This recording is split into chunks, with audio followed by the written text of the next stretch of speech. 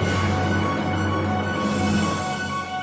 to the Bobert Show! Today we're going to go to South Korea, and we're going to interview some people all the way across the ocean in South Korea.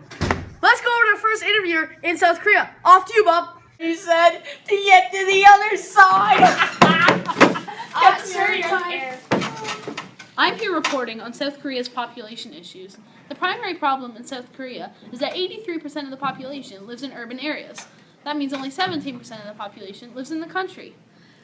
Since the major cities in South Korea are taking on so many more people, they have to keep building up.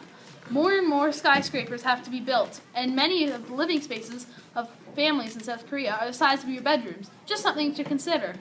Can I talk now? I was about to pass it off to you. This is what happens when you miss rehearsal. Well, I live in South Korea. How am I supposed to come to rehearsal?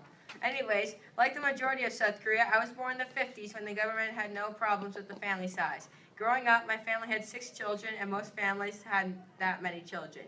In the 60s, the government encouraged people to have less children. So now nearly everyone in South Korea is elderly.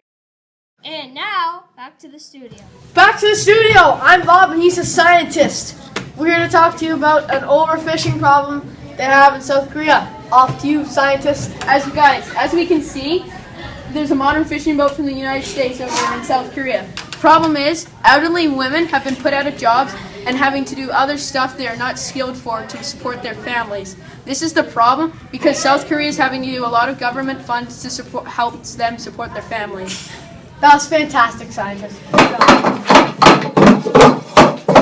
That concludes the Bob and Bobert Show.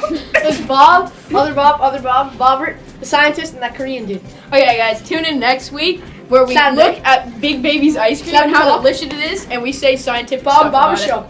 it. See you next week.